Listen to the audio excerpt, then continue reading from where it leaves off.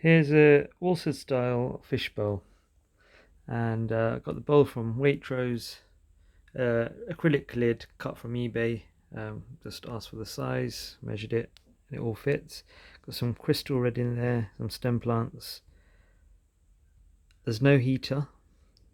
There's some soil right at the bottom, just topsoil. Fine sand on top, which was washed, and then some black coarse sand on the top because shrimps, I heard, like a black substrate. There's no heater in there. There's a light. I hardly put any food in there. They just feed off the algae and the dead plant matter. I've had an Amano shrimp living in here for about a year, which I moved, so it could only be crystal red shrimp in here by themselves. And I've got 6 in here. And I've got a very small male shrimp in there as well. Not sure where it's gone, but it's in there. Hopefully there should be a little colony soon, and I'll do an update on this. But they look quite happy, quite active. This is a fully cycled tank. It's about a year old. I think it's just over a year actually. They're all very active and happy in there. Let's get that to focus. There you go. Does need a bit of a clean, so usually I clean it with a toothbrush. And I keep that specifically just for this tank.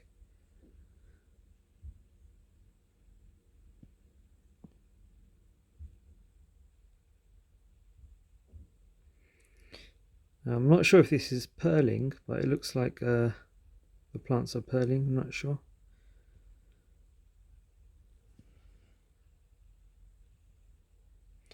And what I've done, I've just put a desk lamp over the top with a light on a timer switch, so it switches off by itself. They look very happy in here.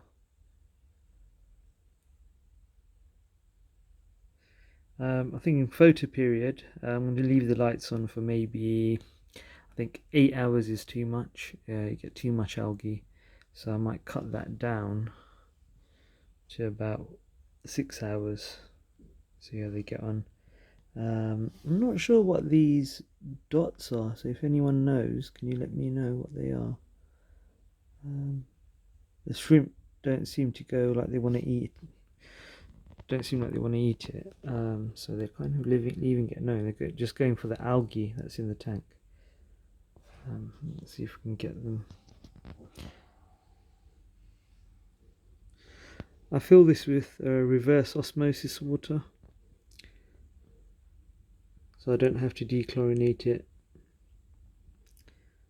And what I do is I just pull out some with a very large, I think it's a 200 ml syringe, and then I just pour in some, very gently pour in some reverse osmosis water. I've actually got another video on my channel which shows how to connect a portable reverse osmosis water. So my tap water is very hard lime scale London tap water, and after using the reverse osmosis, it brings it down from 290 parts per million of dissolved solids down to about 7 to 10 parts per million. So it really takes out a lot of the dissolved solids, mainly lime scale. So it just makes it a bit more habitable for these fish or shrimp. They seem very happy in here. So hopefully they'll be having some babies, which I'll probably sell back to the pet shop. These cost £4 each, so I've got 6. So hopefully I could probably even make some of my money back if I sell. Probably about 20 back. Really nice. I don't think I'll put anything else in here. It's a bit small. But they seem very happy in here. It kind of just takes care of itself. I'll probably do a 30% water change every month. That's it. It's very low maintenance. A little ecosystem almost.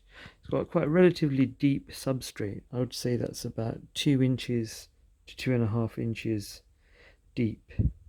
And what that does is it's got lots of beneficial bacteria that will carry out the nitrogen cycle and change all the fish waste into nitrogen, which is harmless and will just evaporate, just bubble off out of the tank. And also the plants will take up any other nitrogen nitrates out of the water. So please subscribe and have a look at some of my other videos. I'm going to try and do a few more fish related videos. This channel is mainly like kind of hobbies and things and reviews, as the name of the channel, but try to keep it varied. So do subscribe, comment below. This helps support the channel a bit. It doesn't cost you anything to subscribe.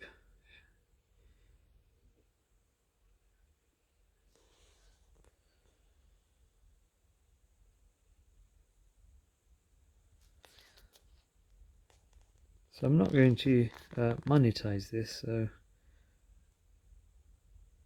I think I'll cut it there.